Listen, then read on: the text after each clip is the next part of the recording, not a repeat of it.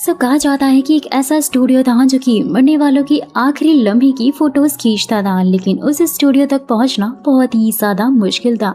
जो आत्मा अपनी ख्वाहिश को पूरा करना चाहती है, हर हाल में सिर्फ वही वहां तक पहुंचने का रास्ता ढूंढ पाती थी। उस स्टूडियो का कैमरा ना मरे हुए लोगों की तस्वीरें खींचने के अलावा मिरेकल से मरे हुए लोगों को जिंदा करने की कैपेबिलिटी भी रखता था। ये कोई आसान काम नहीं था, क्योंकि भाई उस कैमरे का गार्डन ना खुद गार्डन एंजल था, जो कि काफी ज्यादा खतरनाक था।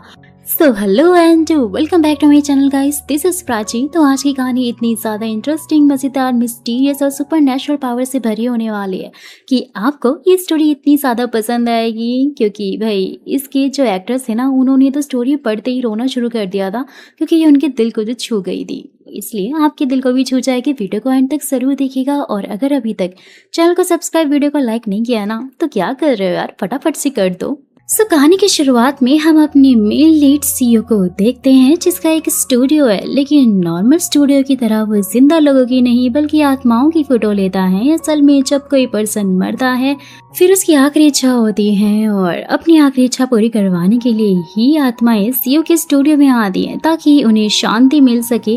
वो स्टूडियो स्वर्ग और नर्क की दुनिया के बीच में पड़ता है, जिसे कि दोस्तों हम लोग ना आफ्टर लाइफ कहते हैं। जब भी कोई सोल उस स्टूडियो तक आती है, तब उस स्टूडियो का फोटोग्राफर उन सोल की फोटो लेकर उन्हें अपनी आखिरी इच्छा पूरी करने का मौका देता है। और एंशिएंट टाइम में ये स्टूडियो और कैमरा ना एक गार्डन एंजल की निगरानी में था। जैसे कि हम लोग जानते हैं कि भाई इस तरह के काम तो गार्डन एंजल्स ही किया करते हैं, और वही सोल की फोटो लिया करता था। लेकिन एक दिन एक आदमी गलती से आत्माओं की दुनिया में घुसकर उस कैमरा को चुरा लेता है, क्योंकि उसका बेटा बहुत ज्यादा बीमार था, जिसकी जान ना उसे हर हाल में बचानी थी। इसलिए उसे लगा कि आत्माओं की दुनिया का कैमरा उसके बेटे को बचा लेगा। जब गार्डन एंजल उस आदमी को मारने के लिए उसके घर आता है, तो वो आदमी ना पैरों में पड़ के बहुत ज्यादा रिक्वेस्ट करता है कि वो उसके बेटे को बचा ले। उसके बदले में वो उनके लिए कुछ भी करने के लिए तैयार है। तो यहाँ गार्डन एंजल उसके सामने एक शर्त रखता है, क्योंकि भाई हर चीज की एक कीमत होती है, ये तो खैर हमें पता ही है।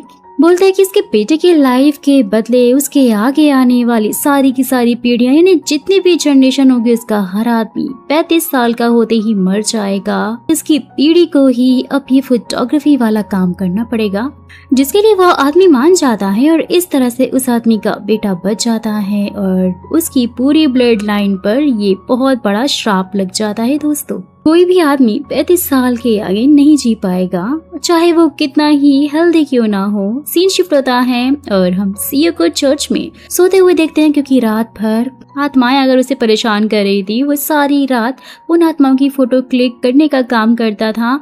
सीईओ उसी फैमिली से आता है जिस आदमी ने अपने बेटे को बचाने के लिए कैमरा चुराया था, और इसलिए अब सीईओ ये काम कर रहा है। बस उसके पास हम दो और सोल, सॉन्ग और बेक को देखते हैं, जो कि सीईओ के स्टूडियो में हेल्प करते हैं। सॉन्ग का काम है हर उस आत्मा की डिटेल्स निकालकर सीईओ को देना जो फोटो के लिए वहाँ पर आई है, मतलब कि वो कौन था और उसकी डेथ आखिर कैसे हुई थी। और बेक का काम था उन आत्माओं को रोकना जो कि स्टूडियो में आकर सीईओ पे अटैक कर दी थी। बेक काफी ज्यादा पावरफुल जो है, इसलिए वो ये काम करता था।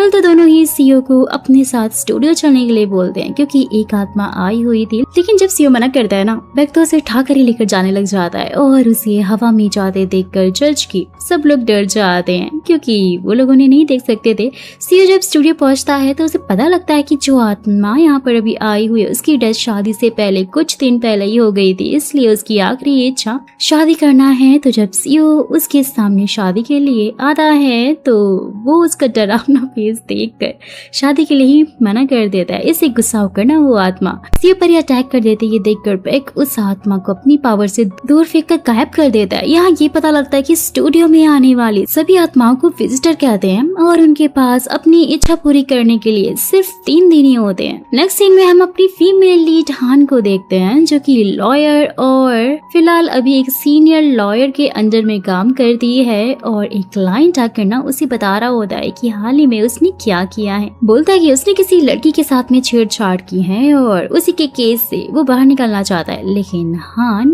यहाँ पर उल्टा ही उसकी रिकॉर्डिंग करके फटाक से उससे उसी कार मांगने लग जाते। ये देखकर तो वो क्लाइंट वहाँ से गुस्सा कर चला जाता है, क्योंकि भाई वो क्लाइंट उसकी सीनियर का पुराना क्लाइंट था, इसलिए वो भी हान को वहाँ से भगा देती है बेचारी। जैसे ही हान अपने घर आती है तो उसे नोटिस मिलता है कि उसने अपने घर का किराया नहीं दिया, इसलिए वो उसे छोड़ना होगा। लेकिन हान ऐसा नहीं चाहती थी, क्योंकि ये घर उसकी दादी का है। हान भी भाई कुछ ढंग का तो कमाती नहीं थी और हमेशा ही मस्ती मजाक में रहती थी, इसलिए उसकी दादी सबक सिखाने के लिए ना उसे रेंट लेती थी। और वहीं वो प्राइड वाली आत्मा सीओ के घर में आग लगा देती है, क्योंकि सीओ भी रेंट पर रहता था, इसलिए वहाँ की ओनर सीओ को घर से निकाल देती है। इसलिए सीओ नया घर देखने के लिए एक बिल्डिंग में आता है जहाँ बहुत सारी आत्माएं थी और वो उसे देखकर उसके ऊपर अटैक करने लग जाती है। उनसे बचने के लिए सीओ ना एक लिफ्ट में घुस जाता है, लेकिन वहाँ भी एक आत्मा उसके ऊपर अटैक करते थे कि तभी वहाँ पर हान आ जाती है। वो किसी काम से वहाँ पर आई हुई थी। सीओ को खुद से लड़ते देखकर वो तो काफी हैरान थी, क्योंकि वो भी आत्माओं को देख नहीं पाती थी। लेकिन तभी उसी टाइम पर वो आत्मा सीओ को छोड़कर हान पर अटैक करने वाले फटाक से देखते ही ना सीओ हान को पकड़ लेता है कि तभी हान में से कोई पावर निकलती है और वो आत्मा लिफ्ट से बाहर निकल आती है, जिसे देखते ही सीओ भी काफी हैरान हो जाता है। इससे पहले वो उसे पूछताछ करता वो वहाँ से चली जाती है। यानी कि दोस्तों कुछ ना कुछ तो था जो कि अभी छुपा हुआ है, वो तो खैर हमें आगे पता चल ही जाएगा।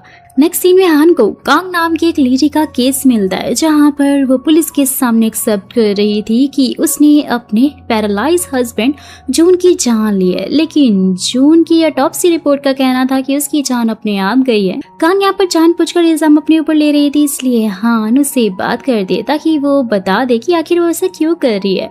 और यहाँ पर जून की आत्मा सीओ के स्टूडियो में आकर सीओ से रिक्वेस्ट कर दिया है कि वो कांग को पुलिस स्टेशन से रिहा करवा दे, क्योंकि उसने उसे नहीं मारा है। जिस पर सीओ से कहता है कि वो यहाँ ऐसा तो नहीं कर सकता, लेकिन कांग को उससे मिलवा जरूर सकता है, जिसके लिए जून मान जाता है। लेकिन जब सीओ यही बात जाकर कांग से कहता है ना, जून उसे मिलना चाहता है, लेकिन उसको तो उसके ऊपर यकीन ही नहीं होता, क्योंकि भाई वो तो मर चुका है, तो उसे कैसे मिल सकता है। इसलिए वो उसे वही बात कहता है जो कि जून ने उसे कही थी कि भाई एक दिन ना कांग ने जून को नींद में मारने की कोशिश की थी, लेकिन वैसे कर नहीं पाई थी।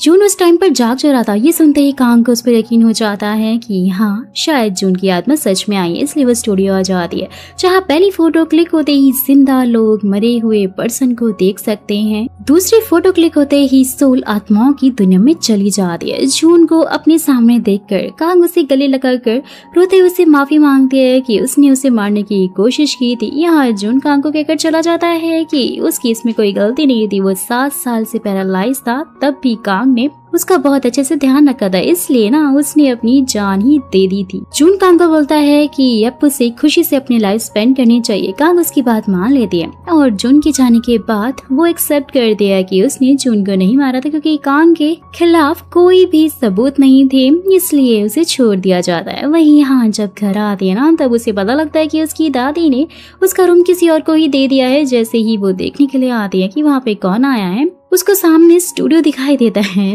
दरअसल में दोस्तों ये जो कैमरा था ना, इसकी खास बात थी कि जहाँ भी वो कैमरा रहेगा अपने आप स्टूडियो बन जाएगा। यानी कि हमें पता लगता है कि दादी ने वो रूम सीओ को दे दिया है और वो हान को अपने सामने देखकर हैरान हो जाता है, क्योंकि आत्माओं के अलावा वहाँ पर कोई भी आ नहीं सकता था और उसे लगता है कि शायद हान भी मर चुकी है। एंड लिटरली दोस्तों ये सीन ना काफी ज्यादा फनी था। लेकिन फिर वो उसे बता दिए नहीं मैं जिंदा हूँ। सीओ से स्टूडियो से बाहर निकाल देता है, लेकिन वो अभी भी कंफ्यूज था कि वो आखिर अंदर कैसे आई होगी। कल तो नेक्स्ट सीन में स्टूडियो में एक युन नाम के बच्चे की सोल आती है, जहाँ सॉन्ग बताता है कि युन अपनी डेथ से पहले रोड क्रॉस कर रहा था, लेकिन एक आदमी ने रेड लाइट पर ही गाड़ी भगा दी थी, जिससे कि युन टकरा गया और उसकी ऑन द स्पॉट डेथ हो गई। सीओ के पूछने पर युन बताता है कि उसे अपनी लास्ट विश में उसके फेवरेट सुपर हीरो कैरेक्टर की तलवार चाहिए, लेकिन सीओ और बाकी सब जैसे ही उसे लेने के लिए जाते हैं ना, तो वो उन्हें कहीं भी नहीं मिलती है। ये देखते ही युन तो रोना ही शुरू कर देता है। नेक्स्ट डे सीओ देखता है कि हान ने अपना बसेरा उसके रूम के जस्ट सामने डाल दिया है, जहाँ पर वो नोटिस करता है कि हान ही उनको देख सकती है, क्योंकि वो उसके साथ में टेंट में जो था। सीओ को लगता है कि शायद ना हान यानी इस लड़की के ऊपर भी उसी की तरह कोई कर्ज है, जिससे कि आत्मा को देख सकती है। उसके बाद सियो को मालूम चलता है कि वो तलवार एक मेले में है। वो यून को बेक और सॉन्ग के साथ में छोड़कर उसे लेने के लिए चला जाता है कि तभी यून उन दोनों को चकमा देकर वहां से भाग जाता है। एंड लिटरली ये सीन काफी ज्यादा फनी था दोस्तों, जैसा कि आप देख ही सकते हो। सियो को तलवार मिलते ही वो यून को हान के साथ में देखकर वापस चलने के लिए कहता है कि तभी बेक और सॉन्ग यहाँ असली यून के साथ में पहुंच जाते, जहाँ पता लगता है भाई वो तो दूसरा बच्चा यून का जुड़वा भाई सोन है और इसलिए ना वो हान को दिख रहा था। फाइनली यहाँ पे सारी कंफ्यूजन ही क्लियर हो जाती है क्योंकि वो जिंदा था और यहाँ पर यून बताता है कि वो तलवार भी उसने अपने भाई सोन के लिए खरीदी है।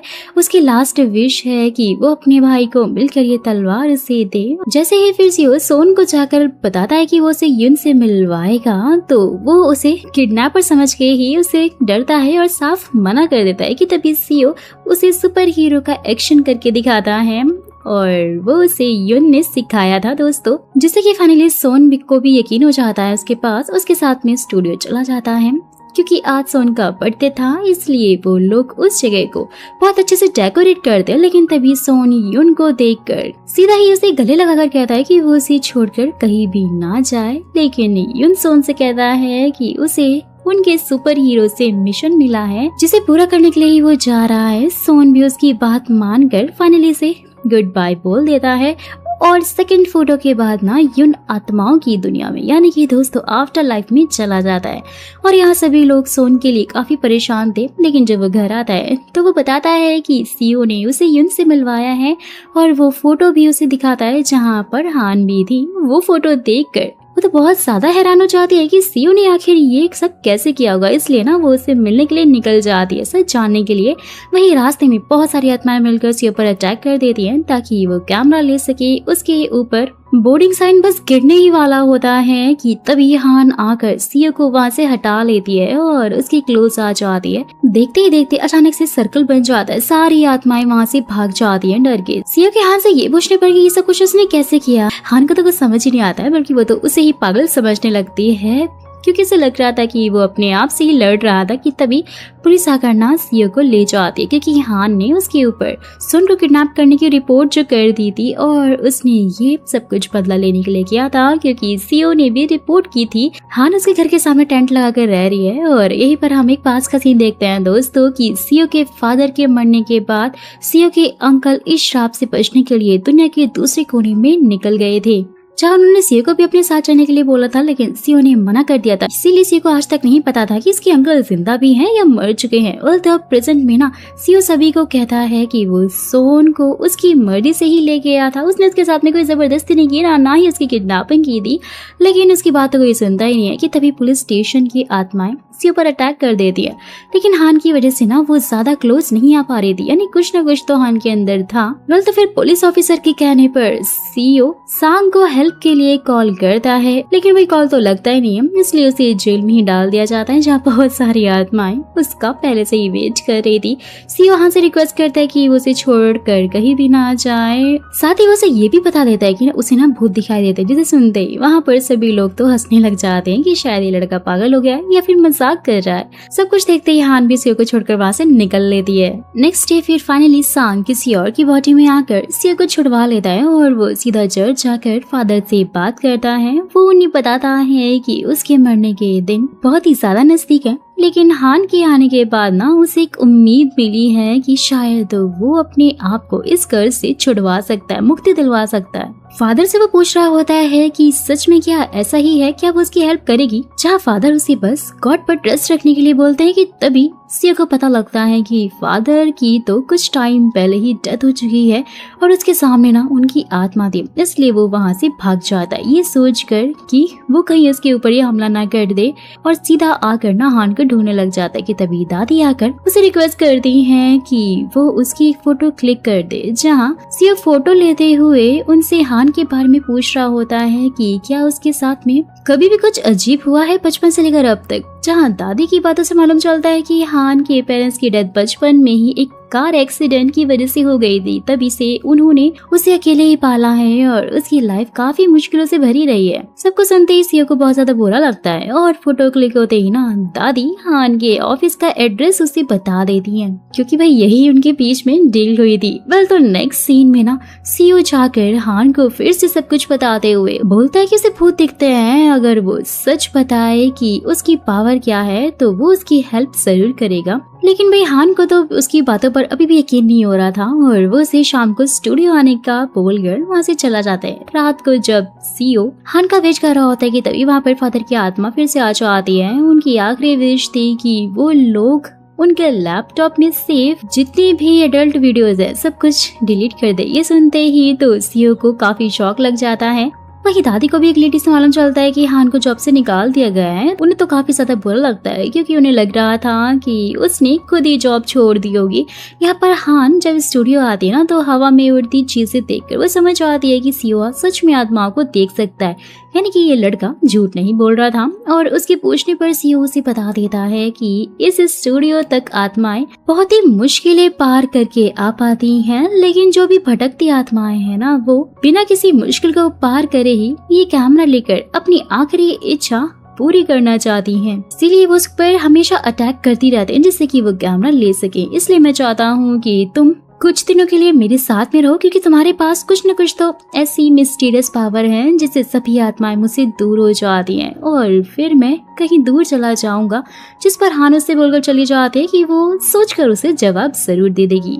नेक्स्ट सीन में सीओ फादर का लैपटॉप लेने के लिए जाता है, लेकिन वहाँ के लोग उसे पकड़कर पुलिस के हवाले कर देते हैं चोर समझकर। यहाँ पर हान एक पार्टी में अपने पुराने बॉस ली से मिलती है, जिसकी ऑफिस में वो पहले काम किया करती थी। लेकिन एक दिन ना हान को एक ऐसा केस मिला जिसमें कि मुजरिम का कहना था कि वो निर्दोष है, लेकिन हान के पास जो भी सबूत थे से उसे फांसी की सजा हो गई थी। लेकिन बाद में सभी को मालूम चला कि वो सच में निर्दोष है, इसलिए ली ने ना उसे प्रोसिक्यूटर ऑफिस से निकाल दिया था, ये बोलकर कि उसे कभी ढंग का केस नहीं मिलेगा। जहाँ तभी सीओ हान को कॉल करके पुलिस स्टेशन आने के लिए कहता है ताकि उसे छुड़वा सके। स्टेशन में पुलिस वाले सीओ से पूछ रहे होते हैं कि अगर उसे फादर ने भेजा है तो वो उसे पासवर्ड बता दे। कि तभी सीओ फादर की सोल से पासवर्ड पूछता है और उसे फटाफट से ओपन करता है। जहाँ बहुत सारी वीडियोस थी दोस्तों, सबको सीओ फटाफट से डिलीट भी कर देता है और ऐसे पुलिस भी फाइनली उसे छोड़ देती है कि ये सच बोल रहा था और फादर की आखिरी इच्छा भी पूरी हो जाती है। उसके बाद दोनों डिनर पर जाते हैं,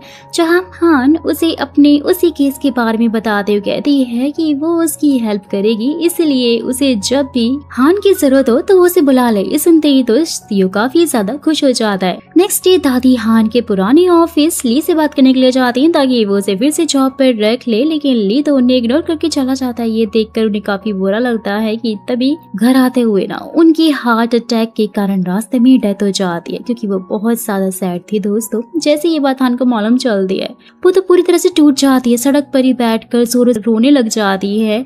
इससे पहले कि कोई कार आकर उसको हिट करती, सीओ उसे साइड में कर लेता है और वो भी काफी सैड था हान के लिए। यहाँ हान से पूछ रही होती है कि क्या उसने उसकी दादी को देखा है। कि तभी फ्लैशबैक में दोस्तों ये पता लगता है कि दादी की सोल ने स्टूडियो आकर सीओ से कहा था कि उनकी आखिरी इच्छा है कि वो हान को ये ना बताए कि वो उनसे मिला था, नहीं तो हान ना फिर दादी से मिलने की जिद जरूर करेगी और फिर से वो पूरी तरह से टूट जाएगी जब मैं उसे दोबारा छोड़कर चली जाऊंगी। तो इसलिए ना सीओ हान से झूठ बोल देता है कि उसने दादी को नहीं देखा, यानी कि उनकी सोल को नहीं देखा। बोलते दूसरी तरफ दादी भी सोल और बैग से कहकर हॉस्पिटल से अपना बैग मंगवा लेती है, क्योंकि उसमें एक डायरी थी जिसपे उन्होंने सबका हिसाब लिखा हुआ था कि कितने लोगों ने उनसे अब तक पैसे लिए हैं और अब ना सीओ को वो डायरी हान को देनी होगी ताकि हान अपनी आगे की लाइफ अच्छे से जी सके बिना किसी प्रेशर में आगे कि उसके पास पैसे नहीं है। यहाँ पर हान को जब दादी का बैग नहीं मिलता है तो उसे सीसीटीवी से मालूम चलता है कि कोई घोस्ट उस बैग को लेकर गया है। इससे वो समझ आती है कि सीओ ना दादी को देख सकता है, ये बात वो मुझसे छुपा रहा है, मुझे पता नहीं रहा है। इसलिए वो उसके स्टूडियो आकर अपनी दादी से रिक्वेस्ट करती है कि वो उससे मिल ले। ये देखकर तो दादी को भी बहुत बुरा लग रहा होता है कि उनकी पोती उनसे मिलने के लिए कितनी ज्यादा तड़प रही है। तो फिर दादी ना सीओ से कहलवाती है कि मेरा ना मिलना ही अच्छा होगा, जो भी पैसे तुम्हें मिले हैं से अपनी अच्छी लाइफ जी लेना। ये सुनते ही हान को और ज्यादा बुरा लगता है, इसलिए वो सीओ से अकेले में रिक्वेस्ट करती कि वो दादी से उसे मिलवा दे, लेकिन सीओ मना कर देता है कि वो विजिटर की इच्छा के खिलाफ नहीं जा सकता। लेकिन सीओ दादी को आखिर समझा रहा होता है कि उनका टाइम खत्म हो रहा है। हान जब इतनी रिक्वेस्ट करी उससे मिल क्यों नहीं लेती, लेकिन दादी तो अभी भी नहीं मानती है, वो तो अपनी जिद पर अड़ी हुई थी। नेक्स्ट सीन में हान को उसी लेडी से मालूम चलता है कि उसने दादी को सब कुछ बता दिया था, इसलिए वो अच्छा खाना लेकर ली के पास गई थी, जिसने की उनसे बात नहीं की थी और ऑफिस से निकाल दिया था। इसी वजह से उन्हें ना हार्ट अटैक पड़ गया था। सब कुछ जानकर हान को और भी ज्यादा बुरा लगता है और वही सीओ भी दादी के लिए बहुत सारी सजावट करता है जो हान ने उसे बताई थी। और तभी वहाँ पर हान भी पहुंच जाती है। पहली बार विजिटर की इच्छा के बिना वो दादी और हान को मिलवा देता है, जहाँ पर दोनों ही एक दूसरे को देखकर बहुत ज्यादा खुश होते हैं। फाइनली यहाँ पर दादी उससे बोलकर जाने लग जाती है कि वो उन्हें भूलकर अपनी जिंदगी में आगे बढ़े और खुश रहे।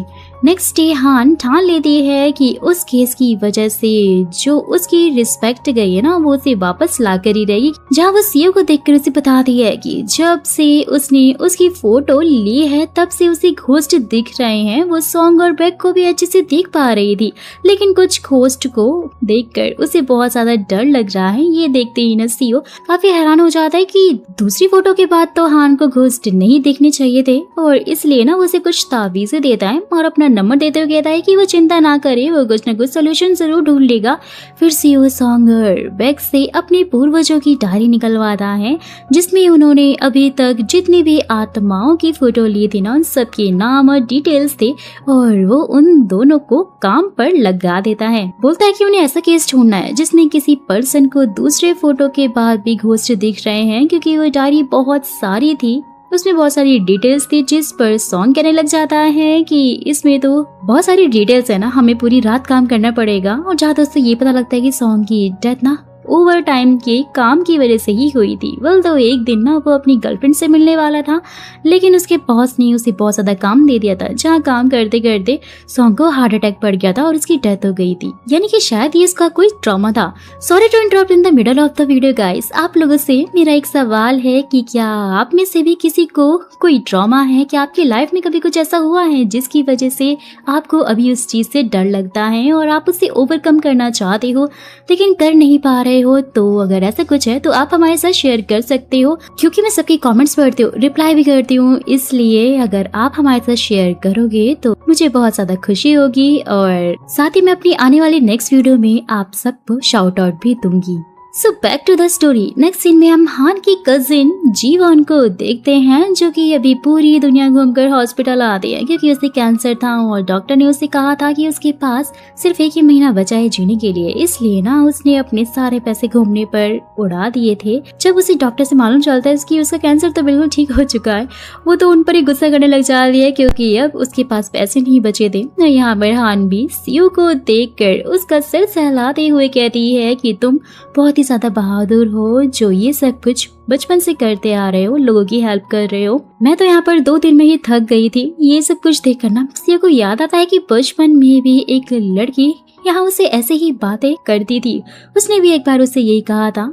तो वही दूसरी तरफ ना हम बेक के पास्ट के बारे में जानते हैं दोस्तों, कि वो मरने से पहले एक पुलिस ऑफिसर था और एक दिन उसकी एक क्रिमिनल से फाइट हो गई थी, जहां पर वो क्रिमिनल बेक को चाकू मारकर भाग निकला था। उस टाइम पर कोई भी बेक के पास में नहीं था जो उसे हॉस्पिटल पहुंचा पाता, इसलिए वहीं पर उसकी डेथ हो गई। और बेक आज भी अपनी वाइफ से मिलने के लिए जाता रहता है, जो कि अब अपनी लाइफ अकेले ही गुजार रही है। So sad.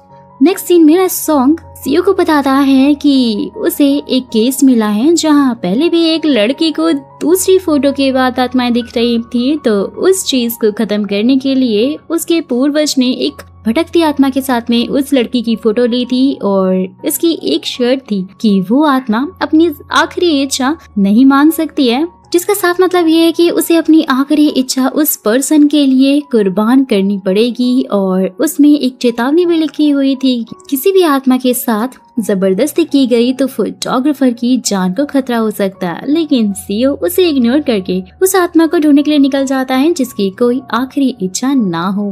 नेक्स्ट सीन में सीओ को एक आत्मा मिल जाती है, ये वही लिफ्ट वाली थी दोस्तों, और वो उसे बताता है कि उसके बॉस ने ना उसका प्रोजेक्ट आइडिया चुरा कर कंपनी खोल ली है और मुझे कोई भी क्रेडिट उन्होंने नहीं दिया था, जिसकी वजह से सदमे में आकर मेरी जान चली गई थी और अब उसकी फैमिली सड़कों पर है। तो सीओ ना उसे डील करता है कि वो उसकी फैमिली का ख्याल रखेगा, साथ ही बॉस से सारे के सारे पैसे भी निकलवाने की कोशिश करेगा। और अब उस आत्मा के साथ में हान की फोटो ली जाती है और फोटो के बाद वो आत्मा वहां से चली जाती है। तो उसके बाद सीओ हान को खुद से दूर रहने के लिए कहता है, क्योंकि वो देख चुका था कि हान को आत्माओं से कितना ज्यादा डर लगता है, जिससे कि वो मुश्किल में भी पड़ सकती है। और ये सब कुछ सुनकर हान को काफी बुरा लग रहा होता है, क्योंकि वो उसे बहुत ज्यादा लाइक करने लग गई थी। और फिर ना रात को सीओ को बुखार चढ़ जाता है, क्योंकि उसने आत्मा की इच्छा के बिना ही फोटो ली थी और इस चेतावनी को उसने इग्नोर कर दिया था कि उससे उसकी तबीयत खराब हो सकती है। सीन शूट होता है, हम एक लड़के जांग को फैक्ट्री में काम करते हुए देखते हैं। वो काम के साथ साथ अपनी पढ़ाई भी करता था, जो कि बहुत ही मेहनती लड़का है। फैक्ट्री में ना सभी वर्कर उसे बहुत ज्यादा खुश रहते थे। जैसे ही वो एक डिलीवरी ट्रक लेकर निकलता है कि एक इविल स्पिरिट उसके ऊपर कब्जा कर लेती है, जिसकी वजह से जांग का ट्रक पलट जाता है और उसकी वहीं डेथ हो जाती है। तो फिर उस ट्रक की वजह से उसके आसपास की गाड़ियां भी टकरा जाती हैं और लोगों की डेथ होती जाती है। हान भी वहीं पर थी, जिसे मरे हुए लोगों की आत्माएं अभी भी दिख रही थी। वो काफी डरने लग जाती है कि तभी सीओ आकर उसकी आंखें बंद कर देता है, जिससे कि हान की पावर जाग जाती है और आत्माएं वहां से चली जाती है। लेकिन तेज बुखार होने की वजह से ना सीओ हान के ऊपर ही बेहोश हो जाता है। जल्दी से घर लेकर आती है, जहाँ सीओ होश में आते ही वापस स्टूडियो जाने लग जाता है और हान के रोकने पर कहता है कि यहाँ बहुत सारे लोग मरे हैं और आज स्टूडियो में काफी ज्यादा भीड़ होगी, इसीलिए उसके पास आराम का बिल्कुल भी टाइम नहीं है। ये बोलकर फटाफट से वहां से निकल जाता है। स्टूडियो आकर सभी आत्माओं की विश एक एक करके मुश्किल से पूरी कर रहा होता है।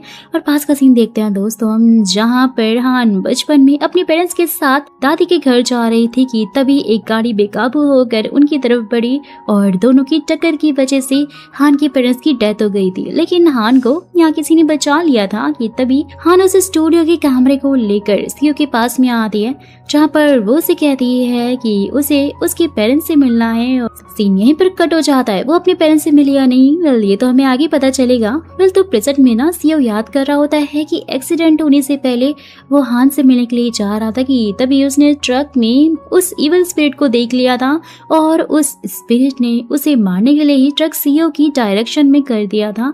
लेकिन जांग ने सही टाइम पर ट्रक को मोड़ दिया था और सीओ की जान बच गई थी। वेल तो अब तभी जांग की सोल भी सीओ से स्टूडियो आकर अपनी आखिरी विश मांगती है कि उसे कॉलेज की कॉन्वोकेशन सेरेमनी में जाकर डिग्री लेनी है। नेक्स्ट सीन में जब सीओ हान के पास आता है ना, तो वो ये नोटिस करता है कि उसके पास आते ही उसकी पावर एक्टिवेट हो गई है, इसलिए जब भी वो अब उसके पास रहेगा तभी उसकी पावर एक्टिवेट होगी। ये देखकर तो हान अब उसे हमेशा उसके साथ रहने के लिए बोल देती है। साथ ही उसे अपनी फीलिंग भी कन्फेस करते हुए कहती है कि वो उसे बहुत ज्यादा लाइक करती है और इसके साथ रिलेशनशिप में आना चाहती है। लेकिन सीओ उसे मना कर देता है, क्योंकि भाई अभी उसे अपने फ्यूचर के बारे में पता नहीं था कि 35 साल के बाद भी वो जिंदा रहेगा या नहीं, और वो हान को मुसीबत में नहीं डालना चाहता था। ये सुनते ही हान को काफी बुरा लगता है, जिसके बाद सीओ जांग को लेकर उसकी कॉलेज आता है, जहाँ जांग की बातों से मालूम चलता है कि वो बचपन से ही अनाथ था, इसलिए जब वो बड़ा हुआ तब उसने फैक्ट्री ज्वाइन की थी और मन लगाकर बहुत काम किया था, जिससे कि अच्छी पढ़ाई करके ना वो अपने सपनों को पूरा कर सके। लेकिन अब सब कुछ खत्म हो गया क्योंकि वो मर चुका है। वेल तो फिर सीओ स्टूडियो आकर जांग को डिग्री देता है, लेकिन तभी प्रिंसिपल कॉलेज से कॉल करके उसे डिग्री वापस करने के लिए कहते हैं, क्योंकि अब इल्जाम लगाए जा रहे थे कि जांग ड्रंक होकर गाड़ी चला रहा था, इसलिए ना उसने एक्सीडेंट कर दिया और इतने लोगों की जान चली गई। ये देखकर जांग का दिल पूरी तरह से टूट जाता है। वही जांग के कोवर्कर अपने बॉस से कह रहे होते हैं कि वो मीडिया को बताए कि जांग एक बहुत ही अच्छा लड़का था, उसकी कोई गलती नहीं थी और उसने तो कभी ड्रिंक की भी नहीं थी। लेकिन बॉस ऐसा करने से मना कर देता है, क्योंकि उसे पता था कि अगर मीडिया तक ये बात पहुंची तो पुलिस ना इन्वेस्टिगेशन के लिए रिकॉर्ड्स चेक करेगी, जिससे ये साबित हो जाएगा कि बॉस सब लोगों से ज्यादा काम करवा कर उन्हें बहुत ही कम पैसे देता था। और साथ ही वो उस आदमी को धमकी भी देता है कि अगर उसने कुछ भी कहा तो उसे भी जॉब से वो निकाल देगा। यहाँ जांग भी सीओ को बॉस की असलियत बता देता है। जब ये बात हान को मालूम चलती है तो वो कहती है कि वो कंपनी के खिलाफ केस लड़कर चांग को इंसाफ दिलाएगी, लेकिन इसके लिए ना वर्कर्स का साथ चाहिए होगा। जब ये बात वर्कर्स को पता लगती है तो वो सभी अपनी अपनी जॉब छोड़कर हान का साथ देने लग जाते हैं और इससे कंपनी केस हार जाती है और सारे एम्प्लॉयज को मुआवजा भी दे दिया जाता है दोस्तों। साथ ही सभी वर्कर्स चांग के बारे में भी सबको बता देते हैं कि आखिर वो कितना अच्छा लड़का था और उसने कभी भी ड्रिंक नहीं की थी। सब कुछ देखते ही चांग काफी ज्यादा खुश हो जाता है। फिर सीईओ सभी वर्कर्स को चांग से मिलवाने के लिए स्टूडियो लेकर आता है, जहाँ सभी चांग को गिफ्ट देते हैं और साथ ही उसे आखिरी विदाई भी देते हैं, क्योंकि वही तो उसकी फैमिली थे। सीन शिफ्ट होता है पास का सीन देखते हैं दोस्तों, जहाँ बचपन में सीईओ अपने अंकल को याद करके बहुत रो रहा था। साथ ही हम उसकी बॉडी पर एक निशान भी देखते हैं जो कैमरामैन के होता है, लेकिन तभी वहाँ पे हान आ जाती है। कैमरा के साथ में उसके हाथ पर भी सेम निशान बना था। यहाँ सीईओ कंफ्यूज हो जाता है कि उसे ये कैमरा आखिरकार कैसे मिला, जिंदा होने के बावजूद भी वो यहाँ पर कैसे आई। यहाँ हान उसके पूछने पर नाम कुछ और बता दिया, इसलिए ना सीईओ प्रेजेंट में हान को पहचान नहीं पा रहा था। सीन शिफ्ट होता है प्रेजेंट में। अब हम एक हुंजू नाम की लेडी को देखते हैं जो कि अपनी लाइफ से परेशान होकर सुसाइड करने वाली थी। वो पिछले 6 महीने से एक काउंसलिंग कंपनी में मिनही नाम के लड़के से बात कर रही थी। उसकी लाइफ में पहले डिप्रेशन होने के कारण उसने मिनो से बात करना शुरू किया था और अब उसका टॉक्सिक बॉयफ्रेंड उसे डेली मारता पीटता है, बहुत ज्यादा परेशान करता है। इसलिए वो मिनहो को कॉल करके सब कुछ बता देती है कि वो मरने जा रही है कि तभी मिनो सही टाइम पर आकर उसे समझाता है और उसे बचा लेता है। लेकिन अचानक ना हुंजू मिनो को धक्का मार देती है, ब्रिज से नीचे गिरकर बेचारे मिनो की मौत हो जाती है। So sad. नेक्स्ट डे सभी लोग हुंजू और मिनो की न्यूज देख रहे होते हैं, जहां हुंजू वांटेड थी क्योंकि उसने मिनो को धक्का दिया था। ये साफ साफ ना सीसीटीवी में दिख रहा था कि तभी वहां पर मिनो की सोल आती है और आखिरी उसकी इच्छा यही थी कि वो हुंजू को खुश देखना चाहता था। ये सुनते ही ना किसी को समझ में नहीं आता है कि आखिरकार ये कैसे हो सकता है, लेकिन सीईओ मिनो से कहता है कि उसके पास 3 दिन है और वो लोग हुनो को ढूंढ लेंगे। वहीं हम देखते हैं कि वो इविल स्पिरिट पास के सभी बिल्लियों को मारकर खा रहा है ताकि वो अपनी पावर बढ़ा सके और ऐसे ना उसकी पावर बढ़ती है दोस्तों। नेक्स्ट सीन में सीईओ हांजू को ढूंढने के लिए निकल जाता है। बहुत मुश्किलों से वो उसे जैसे तैसे करके ढूंढ लेता है और उस रात के बारे में पूछता है कि क्या हुआ था, जहां हांजू बताती है कि 6 महीने पहले जब से उसने मिनो से बात करना शुरू किया था सब कुछ ठीक हो गया था, लेकिन फिर कोई उसे स्टॉक करने लगा। जब भी वो घर वापस आती थी उसे नए जूतों के साथ में एक लेटर भी मिलता था, वो उस पर नजर रखे हुए है। हांजू फिर से ना डिप्रेशन में चली गई थी क्योंकि उसके बॉयफ्रेंड को भी इस पर शक हो गया था कि वो किसी दूसरे लड़कों से मिलती है। और जब मिनो उसे बचाने के लिए आया था तब हुंजू ने उसे सेम वही जूते पहने हुए देखा था। वो समझ गई थी कि मिनो ही शायद उसका स्टॉकर है, इसलिए ना उसने धक्का मार दिया था। तो अब सीईओ स्टूडियो आकर मिनो को उसकी इच्छा के बिना ही जाने के लिए कहता है, लेकिन मिनो मना कर देता है क्योंकि वो हुंजू से मिलकर उसे मारना चाहता था। इसीलिए मौका पाते ही ना मिनो फटाक से उसके ऊपर अटैक कर देता है कि तभी बेक आकर उसे फाइट करता है। मिनहो मौका पाकर वहां से भाग जाता है। ये देखते ही सीईओ जल्दी से हान को कॉल करने की कोशिश करता है क्योंकि उसे पता था कि अब मिनहो हान का यूज करेगा और होता भी कुछ ऐसा ही है। वो जाकर हान की बॉडी को पजेस कर लेता है और सीईओ को कॉल करके मिलने के लिए बुलाता है। सीईओ उसी ब्रिज पर हान को काफी ऊंचाई पर देखता है और मिनहो से पूछता है कि आखिर उसने सब कुछ क्यों किया। फाइनली वो सच बताता है कि उसे जलन हो रही थी कि हुंजू की लाइफ में ना अब उसका बॉयफ्रेंड वापस आ गया है। उसने मिनो से बात करना भी बंद कर दिया था, इसलिए उसने ये सब कुछ किया था। और तभी सीईओ हान का हाथ पकड़ लेता है जिससे कि पावर एक्टिवेट हो जाती है दोस्तों और मिनो की सोल निकल कर भागने लग जाती है, लेकिन बेक उसे पकड़ लेता है। दोनों में अच्छी खासी जबरदस्त फाइट होती है और मिनो की आत्मा फिर से पानी में गिर जाती है। नेक्स्ट सीन में हान हुंजू का केस लड़ने के लिए उसके पास जाती है ताकि वो मिनो के खिलाफ सबूत इकट्ठा कर सके। हुंजू के पास अभी भी वो सारे जूते थे, डिलीवरी बॉक्स और बिल्स भी रखे हुए थे। यहाँ पुलिस ऑफिसर सियोन हो सीसीटीवी पर हान और सीईओ की वो ब्रिज वाली फोटोज देख लेता है और उसे लग रहा होता है कि सीईओ हान को मारने की कोशिश कर जाए। भाई यहाँ तो केस ही उल्टा हो गया। रात के टाइम पर जब सब साथ में बैठे हुए होते हैं कि तभी बेक का वॉकी टॉकी बजने लग जाता है। वो इसलिए उसे अपने पास रखता है ताकि उसे पता चल सके कि कब पुलिस को उसकी जरूरत है। फटाफट से वहाँ पहुंच जाता है जहाँ बेक का दोस्त उसकी कातिल को पकड़ने में लगा हुआ था। वो भागने वाला था लेकिन बेक उसके आसपास की चीजें गिराकर जैसे तैसे करके उसे रोकता है और उसका दोस्त आकर फटाफट से कातिल को पकड़ लेता है। उसके दोस्त ने ये कसम खाई थी कि वो बेक की मौत का बदला जरूर लेगा और अब ना वो उस कातिल को पकड़कर बहुत ज्यादा खुश था दोस्तों। और ये न्यूज देखकर तो बेक की वाइफ भी रोते हुए उसे याद करने लग जाती है जो कि उसके पास में खड़ा हुआ था। नेक्स्ट सीन में हान हुंजू का केस जीत जाती है और सभी को मिनहो की सच्चाई दिखा देती है। यहाँ पर मीनू की आत्मा पानी के बाहर सीओ को मारने के लिए निकलती है लेकिन तभी वो इविल स्पिरिट आकर उसे निगल लेती है। वही पास्ट का सीन हम देखते हैं दोस्तों जहाँ पर सीओ के अंकल मरने से पहले सीओ से उसकी फोटो लेने को कहते हैं ताकि वो फ्यूनरल में लगाई जा सके और प्रेजेंट में ना सीओ हान से अपनी वैसी ही फोटो लेने के लिए बोल रहा होता है लेकिन उसने हान को ये नहीं बताया था कि फोटो वो फ्यूनरल के लिए निकलवा रहा है वरना वो उदास हो जाएगी। वो भी खुशी से उसकी फोटो लेने लग जाती है।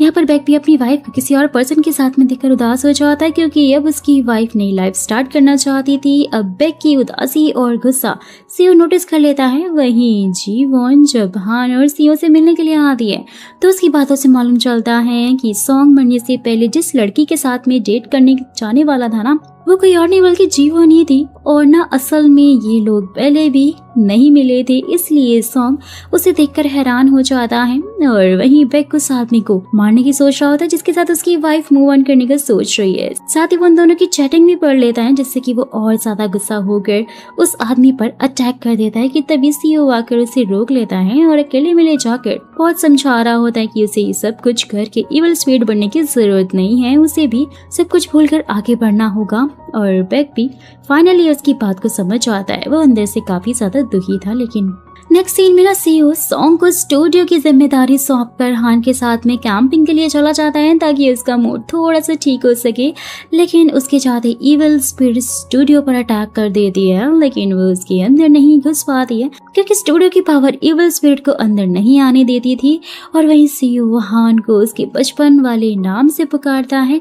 हान उसे पहचान लेती है, बताती है कि इस नाम से उसकी माँ हमेशा उसे बुलाती थी। ये सुनते ही सीओ उसे सब बता देता है कि वो बचपन में उसके स्टूडियो में आई थी और तब भी उसे आत्माएं देख रही थी और उसने जड़ी बूटी और मुश्किल से ना उसे वो पावर दी थी जिससे कि आत्माएं उसके क्लोज ना आ सके। इसलिए वो पावर सीओ के पास आते ही एक्टिवेट हो जाती है दोस्तों। यही वो रीजन था। तो अब 4 साल पहले का सीन देखते हैं जहाँ पार्क नाम का आदमी जेल से छूटकर अपने घर आता है लेकिन तभी कोई ये आदमी उसको मारकर उसकी डेड बॉडी को छत से लटका देता है। वेल तो प्रेजेंट में पार्क की सोल स्टूडियो आकर हान से मिलने की बात करती है। सीओ सोच में पड़ जाता है कि ये हान के बारे में कैसे जानता है कि तभी पार्क को कुछ होता है और वो फटाफट से वहाँ से भाग जाता है। वहीं हान सीओ की फोटो लाकर उसके फादर के साथ में लगा देती है लेकिन तभी सॉन्ग आकर उसे रोकता है और उसे पता चलता है कि सीओ 35 साल का होते ही मर जाएगा। हान जाकर सीधा सीओ से बात करती है जहाँ सीओ उससे माफी मांगते हुए कहता है कि उसने हान से जीना सीखा है इसीलिए उसने उसे नहीं बताया कि कहीं वो उसे छोड़कर ना चली जाए। रिक्वेस्ट करता है कि वो उसके साथ रहे लेकिन हान को अब इस बात का दुख था कि सीओ ने अपनी फ्यूनरल की फोटो उससे क्लिक करवाई है इसलिए वो उसके ऊपर और ज्यादा गुस्सा होती है, वहां से चली जाती है। फिर जब स्टूडियो आकर सॉन्ग को अपने विश एक पेपर पर लिखते देख खुद भी कुछ लिखने लग जाता है जहाँ बेक सीओ को पार्क के केस की सारी डिटेल्स लाकर देता है, उसके साथ ही 4 साल पहले क्या हुआ था और वो कैसे हान को जानता है कि उसे ढूंढ रहा था। और यहाँ ये पता लगता है कि ये वही केस है दोस्तों जिसकी वजह से हान की जॉब गई थी। पार्क के ऊपर ना चोरी और उसके दोस्तों को मारने का इल्जाम लगा हुआ था जहाँ पार्क एक घर में अपने दोस्तों के साथ में चोरी करने के लिए गया हुआ था लेकिन जैसे ही वो चोरी का माल कार में रख कर वापस आ रहा था उसके दोस्तों की डेड बॉडी जमीन पर पड़ी हुई थी। साथ ही तभी पुलिस ने ना उसे अरेस्ट भी कर लिया था। उसने बहुत कहा कि उसने अपने दोस्तों को नहीं मारा है, उसकी किसी ने कोई भी बात नहीं सुनी थी और उसे सजा दे दी गई थी।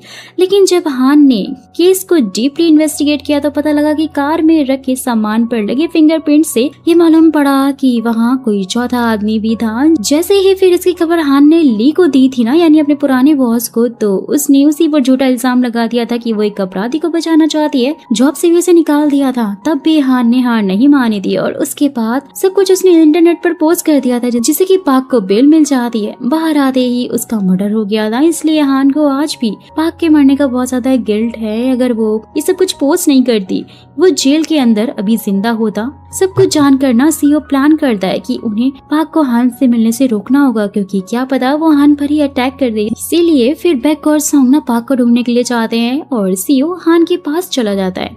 नेक्स्ट सीन में पाक अपने घर आकर देख रहा होता है कि उसकी डेथ और जेल जाने की वजह से उसकी फैमिली, खासकर लोग यहाँ उसकी बहन को बहुत ज्यादा परेशान करते हैं और उसकी शादी भी नहीं हो पा रही है। सब कुछ देखकर पाक को बहुत गुस्सा आता है और वहाँ की बिल्डिंग धीरे धीरे गिरने लगती है कि तभी सीओ हान को लेकर फटाक से उधर पहुंच जाता है, जहाँ पाक अपनी होश में आकर हान से रिक्वेस्ट करता है कि वो उसके किलर को ढूंढे और उसे इंसाफ दिलाए। हान भी उसे इंसाफ दिलाने का प्रॉमिस कर देती है। उसके बाद ना स्टूडियो आकर पाक बताता है कि उसने अपनी बहन की शादी के लिए पैसों की चोरी की थी, क्योंकि लड़के वाले बहुत ज्यादा दहेज की मांग कर रहे थे, इसलिए उसने अपने 2 दोस्तों के साथ में मिलकर चोरी की थी। लेकिन जैसे ही वो घर में घुसा तो उनकी डेथ हो चुकी थी और भागते टाइम ना उसे पुलिस ने पकड़ लिया था। तो अब सीओ उसे ये पूछ रहा होता है कि वो 4 साल बाद स्टूडियो क्यों आया है, तो पाक बताता है कि मरने के बाद उसकी आत्मा भटक गई थी, लेकिन एक अच्छी सोल ने उसे कैमरा और स्टूडियो के बारे में सब बताया। सीओ फिर समझ आता है कि पक्का ये उसकी किसी फैमिली मेंबर का ही काम है, इसीलिए वो उसे अपनी सभी रिलेटिव्स की फोटो दिखाता है, जहाँ पाक अंकल की फोटो देखकर पहचान लेता है कि हाँ ये तो वही थे जिन्होंने मुझे सही रास्ता दिखाया था। सीओ भी काफी शॉक हो जाता है, क्योंकि उसे लग रहा था कि उसके अंकल कहीं ना कहीं तो जिंदा होंगे, लेकिन ये जाने के बाद कि वो मर चुके हैं वो बहुत ज्यादा सैड हो गया था। वेल तो उसके बाद जब सीओ और हान उस घर में पहुंचते हैं जहाँ पाक ने चोरी की थी, उन्हें वहाँ पर सीक्रेट डोर मिलता है, जिसे देखकर उन्हें लगता है कि शायद यहीं से वो चौथा आदमी भागा होगा। उसके बाद ना वो वापस स्टूडियो में आते हैं और बेक बताता है कि पाक के केस में ली ने बहुत जल्दी की थी, क्योंकि उसे प्रमोशन मिलने वाला था, यानी क्या कुछ तो था जो कि वो इस केस के बारे में जानता था। इसलिए हान डायरेक्ट ली से जाकर पूछती है कि उसे आखिर क्या पता था, लेकिन ली उसे धमकी देकर वहाँ से निकल जाता है कि अगर उसने टांग अड़ाने की कोशिश की फिर तो वो हान को बहुत बुरी तरह से सबके सामने बदनाम कर देगा, उसके ऊपर झूठे एलिगेशंस लगाकर। नेक्स्ट सीन में ना सीओ जब घर से निकलता है तो एक आदमी उसके ऊपर अटैक कर देता है, क्योंकि इविल स्पिरिट ने उसे पजेस कर लिया था। सीओ उसे लड़ने की कोशिश करता है, लेकिन बहुत पावरफुल होने के कारण उसके ऊपर वो भारी पड़ने लगता है, जहाँ पर तभी हान उसके पास आकर अपनी पावर से बचा लेती है और फिर वो उससे रोते हुए कहती है कि वो हमेशा उसके साथ रहना चाहती है, बस 35 साल तक नहीं। तो सीओ कहता है कि आज तक उसके पास इस कर्ज को तोड़ने की कोई भी वजह नहीं थी, लेकिन अब उसे हान मिल गई है, इसलिए वो उस कर्ज को तोड़ने की पूरी कोशिश करेगा, कोई ना कोई तोड़ तो जरूर निकाल लेगा। और हम सीओ की विश को भी देखते हैं दोस्तों, जिसमें उसने यही लिखा हुआ था कि वो अपना 36th बर्थडे सेलिब्रेट करना चाहता है, वो भी हान के साथ में। उसके बाद सभी ना ये प्लान करते हैं कि उन्हें पाक को निर्दोष साबित करने के लिए सबूत चाहिए होंगे, इसलिए सॉन्ग फिर उस डिटेक्टिव के पास में जाता है जिससे ली ने केस बंद करवा दिया था। वो उसके फोन से ली को मिलने के लिए बुलाता है। ली जब वहाँ पहुँचता है मिलने के लिए, सब कुछ कबूल कर लेता है कि पाक के केस को बंद करवाने में उसी का हाथ था। साथ ही वो ये धमकी भी देता है कि वो लोग इस केस को फिर से बंद करवा दें, नहीं तो ना वो उन्हें नहीं छोड़ेगा। और उन दोनों को जरा भी अंदाजा नहीं होता है कि बेक और सॉन्ग गाड़ी में बैठकर सब कुछ रिकॉर्ड कर रहे थे। बल तो फिर सीओ आकर ली को धमकी देता है कि अगर उसने मीडिया में जाकर खुद अपना जुर्म कबूल नहीं किया तो वही सारी रिकॉर्डिंग मीडिया में फैला देगा। नेक्स्ट डे सीओ पाक की बहन से मिलने के लिए आता है और उसे स्टूडियो आने का कहता है, क्योंकि पाक के 3 दिन खत्म होने वाले थे। वो पाक को उसकी फैमिली से मिलवाना चाहता था। उसकी बहन को तो यकीन ही नहीं होता है, लेकिन वो फिर भी अपनी माँ के साथ में स्टूडियो पहुंच जाती है, जहाँ पाक की माँ उसके लिए नए कपड़े लेकर आई हुई होती है, जो कि उन्होंने बहुत मुश्किल से उसके लिए खरीदे थे, क्योंकि वो काफी गरीब जो थे। पाक उन्हें पहनकर उनके पास में आ जाता है और फोटो क्लिक होते ही ना दोनों पाक को देखकर रोने लग जाते हैं और उन्हें यकीन था कि पाक ने कुछ नहीं किया था। वो तो निर्दोष था, इसलिए वो उसे माफ करते हुए कहती है कि वो उससे बिल्कुल भी नाराज नहीं है।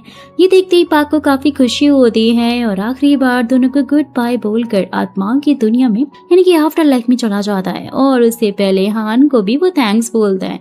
फिर तो उसके बाद ना सीओ और हान अपना अपना निशान एक दूसरे को दिखाते हैं, जहाँ हान बताती है कि ये निशान उसे उसके पेरेंट्स की डेथ के बाद मिला था। कैसे वो निशान मिला ये उसे याद नहीं था। नेक्स्ट सीन में ना बेक ली के बारे में सारी डिटेल्स बताते हुए एक एक्सीडेंट के बारे में बताता है कि वो उन्हीं 2 चोरों ने किया था जिसमें पेरेंट्स की डेथ हो गई थी, लेकिन एक बच्ची बच गई थी। वेल तो फिर ली ने उन चोरों का केस लड़ा और बस 2 साल की सजा करवाकर उन्हें छुड़वा दिया था। फिर जब उनकी चोरी में डेथ हुई तब उसने उस केस को भी जल्दी से खत्म करके सारा इल्जाम पार्क पर डाल दिया था, लेकिन उन दोनों चोरों को किसी और नहीं मारा था दोस्तों। वेल तो अब ये देखकर ना हान को याद आ जाता है कि वो एक्सीडेंट उसी के पेरेंट्स का था। दोनों पेरेंट्स की मौत हो गई थी और बस वही जिंदा बची थी। उसके बाद ना सीओ हान को उसी टनल के पास लेकर आता है जहाँ पर एक्सीडेंट हुआ था, ताकि उसे कुछ तो याद आ सके। और टनल को देखते ही उसे सब कुछ याद आने लग जाता है कि उस दिन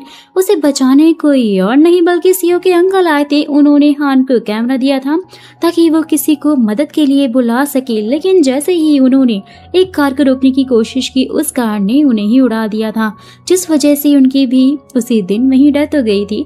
और वो कार किसी और की नहीं बल्कि उन चोरों की थी दोस्तों, जो कि वापस अपना फोन लेने के लिए आए थे। मतलब कि उन्होंने उस दिन हान के पेरेंट्स और सीओ के अंकल दोनों को मारा था। जब हान कैमरा को देखती है तो उसमें से कुछ पावर निकल रही होती है, सुपरनैचुरल पावर, जिससे कि उसके हाथ पर वो निशान बन जाता है। और अब ये सब कुछ याद करके हान बहुत ज्यादा रो रही होती है, तो सीओ उसको संभालने की कोशिश करता है। साथ ही यहाँ पर हमें ये भी मालूम पड़ता है कि जब सीओ के अंकल घर से निकले थे ना, तब उस टाइम पर उनका 35वें बर्थडे का आखिरी दिन था। वही फिर ली को भी एक आदमी कॉल करके ब्लैकमेल कर रहा था, क्योंकि उस आदमी ने देख लिया था कि उन चोरों ने किसी को मारा है और वो कोई ली का करीबी है जिसे ली बचाने की कोशिश कर रहा है। पर तो वहीं दूसरी तरफ बैक भी उस आदमी को ढूंढ लेता है ताकि वो सच बता सके। यहाँ पे सियोन पाक के घर जाकर उस फोटो के बारे में पूछता है जो कि उन्होंने सीओ के स्टूडियो में ली थी। पाक की माँ उसे सीओ और आत्माओं के बारे में सब कुछ बता देती है, जिसे जानकर सियोन को काफी ज्यादा शौक लग जाता है। और वहीं बैक उस आदमी को लेकर सीओ के पास में आ जाता है, जहाँ पे सीओ उसे अपना कार्ड देते हुए कहता है कि अगर उसने सब कुछ सच नहीं बताया तो ली उसे भी जल्द मरवा देगा।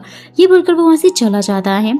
बस तो फिर वो आदमी किसी को कॉल करके धमकी देता है कि अगर उसने उसे पैसे नहीं दिए तो वो किसी और को उसके बारे में सब सच बता देगा। नेक्स्ट डे फिर वो आदमी सीओ को एक एड्रेस पे मिलने के लिए बुलाता है, सब कुछ सच बताने के लिए। लेकिन जैसे ही सीओ वहाँ पहुँचता है ना, तब तक उस आदमी की डेथ हो चुकी थी। लेकिन सीओ को पता लग जाता है कि इन सब के पीछे ली का बेटा सियोन है और ली अभी तक उसे ही बचा रहा था, क्योंकि वो घर उसी का था। कि तभी सियोन वहाँ पर आ जाता है, जिसके पीछे वो इवल स्पिरिट भी खड़ी हुई थी जो कि सियोन को कंट्रोल कर रही थी।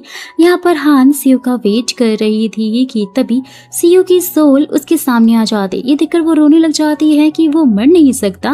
और वही हम दोस्तों देखते हैं कि सीओ पर किसी ने अटैक किया है। और अब फ्लैशबैक दिखाया जाता है जहाँ सियोन सीओ को सब कुछ सच बताता है कि आज से लगभग 20 साल पहले वही था जो कि ड्रंक होकर कार चला रहा था, जिसने हान के पेरेंट्स और उसके अंकल को मार दिया था। उसके साथ ही वो दोनों चोर भी थे।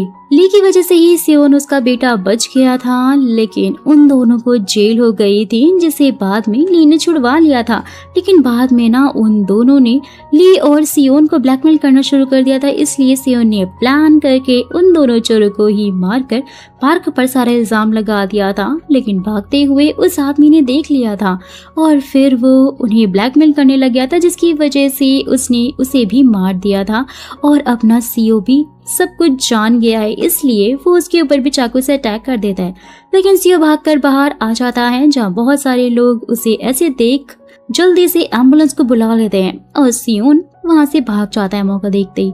सब कुछ जानते ही हाना सीओ को देखने के लिए आती है। फैसला करती है कि वो अब से हर टाइम उसके साथ में ही रहेगी, उसे अकेला नहीं छोड़ेगी, क्योंकि 2 दिन में सीओ का 35th बर्थडे है। और वहीं इवल स्पिरिट सियोन को पजेस करके स्टूडियो में घुसकर कैमरा लेने की कोशिश कर रही होती है, लेकिन सियो अभी भी जिंदा था, इसीलिए वो स्टूडियो वहाँ से गायब हो जाता है। ये देखते ही वो इवल स्पिरिट सियो को मारने का ऑर्डर दे देती है और इसलिए ना वो सियो को मारने के लिए हॉस्पिटल पहुंच जाता है, जहाँ पर हान उसे रोकने की कोशिश करती है, लेकिन तभी वहाँ पर एक डिटेक्टिव भी आ जाता है जो कि उस केस की इन्वेस्टिगेशन कर रहा था, इसलिए सियो को मार नहीं पाता है। नेक्स्ट सीन में सॉन्ग एक लड़की में घुसकर पुलिस वालों को सियोन के घर लेकर आता है ताकि उन्हें उस आदमी की बॉडी मिल जाए और वो सियोन को पकड़ ले। कि तभी सियोन के आने की वजह से पुलिस वहाँ से चली जाती है और फिर सियोन के घर के सीसीटीवी चेक करता है, जहाँ पे वो उसे एक बैग ले जाते हुए देख लेता है, जहाँ फिर वो बैग और सॉन्ग को उस पर नजर रखने के लिए भेज देता है कि उस बैग में बॉडी है या नहीं,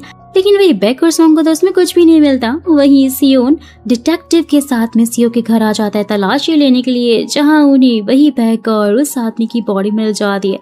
क्योंकि अब सियोन पुलिस में था तो उसे पता था कि सबूत कैसे मैनिपुलेट करने हैं और इससे ना हान को अरेस्ट कर लिया जाता है, क्योंकि घर तो उसी का था। ये सारा का सारा प्लान ना दोस्तों सियोन का ही था कि हान को हटाकर वो सियो को आराम से मार पाएगा। लेकिन जब वो सियो के पास आता है तो सियो को तो वीआईपी रूम में शिफ्ट कर दिया गया था, इसलिए वो उसे ढूंढ ही नहीं पाता है और वही तीनों मिलकर ना सीसीटीवी चेक करते हैं ताकि वो सियोन को पकड़ सके वो बैग ले जाते हुए, लेकिन उन्हें कुछ भी नहीं मिलता है। इसलिए ना तीनों मिलकर आसपास की आत्माओं से हेल्प मांगते हैं कि वो उन्हें बताएं अगर सियोन किसी सीसीटीवी में कैप्चर हुआ है तो, जिसके बदले में सियो सभी की आखिरी इच्छा को पूरी करेगा। यानी कि ये एक तरह से आत्माओं को रिश्वत देते हैं।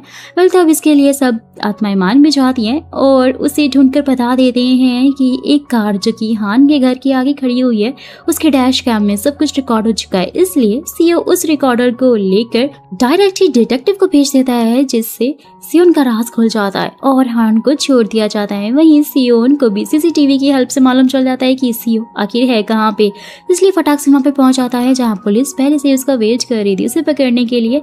लेकिन सियोन हान को पकड़कर छत पर लेकर जाता है, उसे बिल्डिंग से फेंकने की धमकी देता है, पर डिटेक्टिव सियोन को शूट कर देते हैं, जिससे कि सियोन बिल्डिंग से नीचे गिर जाता है हान को लेकर। लेकिन सियो की सोल ना सही टाइम पर आकर अपनी हान को, जी हाँ दोस्तों, अपनी हान को पकड़ लेती है। जहाँ 12 बजते ही सियो की सोल गायब हो जाती है, क्योंकि आज सियो का 35वां बर्थडे स्टार्ट हो गया था। वही सियो की सोल उसके अंकल के स्टूडियो में आती है, जहाँ आज भी उनकी सोल थी और सियो को उसकी फोटो लेकर उन्हें आत्माओं की दुनिया में भेजना था। और वो अपनी आखिरी इच्छा में कह चाहते हैं कि वो चाहते हैं कि अगला जन्म उन्हें एक नॉर्मल पर्सन का मिले, जिससे अपने मरने का डर ना हो। साथ ही उसे बोलते कि वो इस कर्ज को तोड़कर अपने 36वें बर्थडे को जरूर सेलिब्रेट करेगा और खुश रहेगा।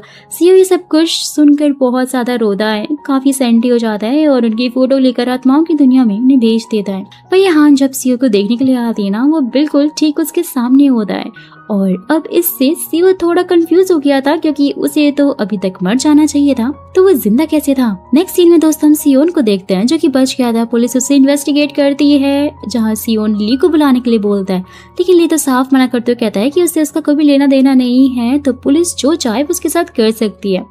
वहीं सभी लोग ना मिलकर सियो का बर्थडे सेलिब्रेट कर रहे होते हैं, जहाँ सियो नोटिस करता है कि उसका निशान अब हल्का पड़ने लग गया है और उसे लग रहा होता है कि शायद उसका कर्ज हटने वाला है। इसलिए वो बैक और सॉन्ग से कहता है कि अब उन्हें भी आत्माओं की दुनिया में चले जाना चाहिए। उसके बाद सियो ली की वो रिकॉर्डिंग मीडिया को दे देता है, जिससे साबित हो जाता है कि ली हमेशा से सियोन के क्राइम को छुपाने की कोशिश करता रहा है, उसके साथ में इन्वॉल्व है। इसलिए अब ली को भी इन्वेस्टिगेशन के लिए बुला लिया जाता है। यहाँ बैक आत्माओं की दुनिया में जाने के लिए आखिरी बार अपनी यूनिफॉर्म में रेडी होता है, लेकिन जैसे ही सियो फोटो लेता है ना, तो कैमरा काम करना बंद कर देता है कि तभी इविल स्पिरिट आकर सियो पर अटैक कर देती है। जैसे ही बैक उसे रोकने की कोशिश करता है तो वो बैक की आत्मा पर हावी हो जाती है और साथ ही सियो पर अटैक कर देता है। बैक खुद को होश में लाकर सियो से कहता है कि उसने उसे जो नाइफ दिया है वो एक स्पेशल लकड़ी का बना हुआ है, जिससे आत्माओं को भी मारा जा सकता है, इसलिए वो चाकू तुम मुझे मार दो, जिससे कि वो इविल स्पिरिट भी ना खत्म हो जाएगी। सियो ना चाहते हुए भी चाकू बेचारे बैक को मार देता है,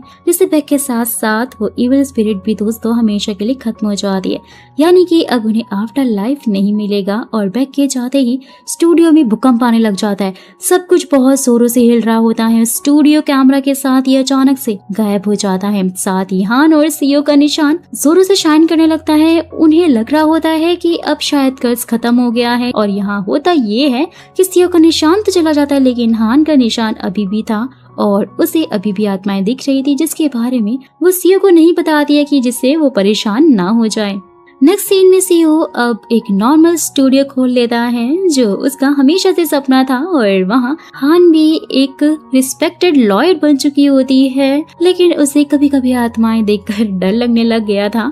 उसके बाद जब सीओ कुछ लेने के लिए बाहर जाता है, देखते ही देखते वहाँ की हर चीज रुक जाती है, टाइम स्टॉप हो जाता है। गार्डन एंजल सीओ को आकर बता रहे होते हैं कि अब श्राप उसके ऊपर से हटकर हान के ऊपर लग गया है, क्योंकि बहुत टाइम पहले उसके पूर्वजों ने अपने बेटे को बचाने के लिए श्राप अपने ऊपर लिया था, और उसी तरह तुम भी हान को बचाने के लिए पागल थे, इसलिए उसकी कीमत अब हान को चुकानी पड़ेगी।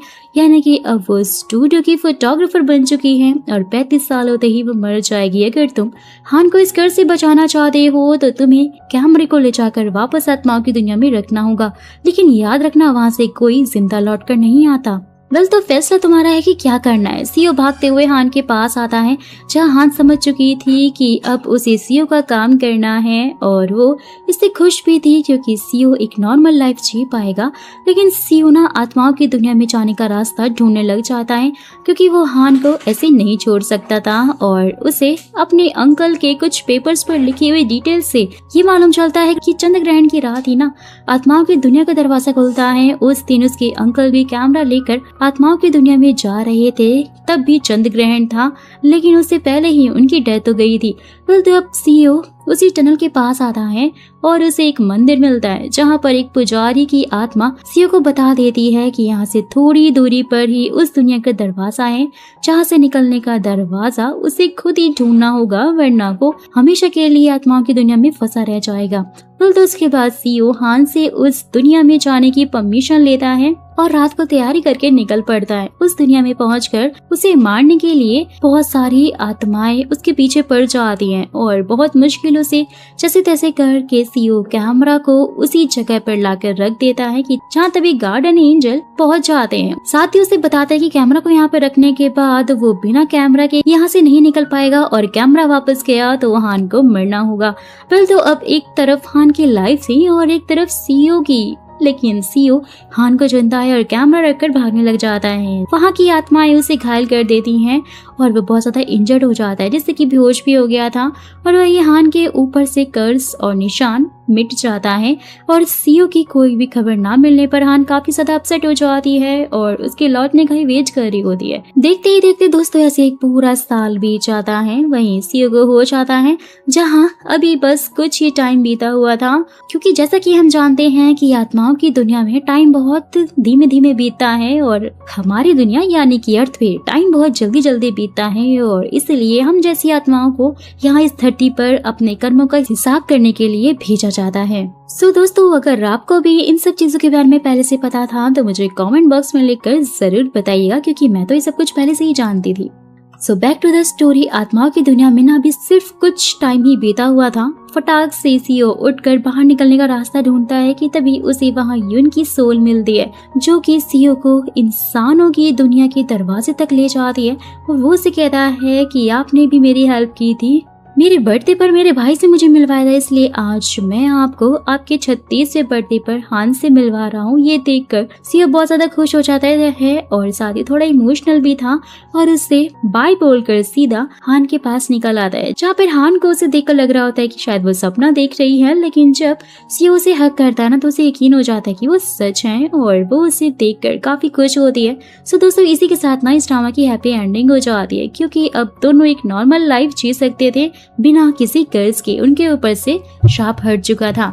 मुझे तो ये स्टोरी काफी ज्यादा पसंद आई, और अगर आपको भी पसंद आई तो मुझे कमेंट बॉक्स में जरूर बताना। साथ ही जो मैंने क्वेश्चन आपसे किया है उसका भी आंसर जरूर कीजिएगा, जिससे कि मैं आपको अपनी आने वाली नेक्स्ट वीडियो में शाउट आउट दे सकूं। फटाफट से वीडियो को लाइक कर देना, चैनल को सब्सक्राइब नहीं किया है तो कर देना, ताकि नेक्स्ट वीडियो आपसे मिस ना हो जाए।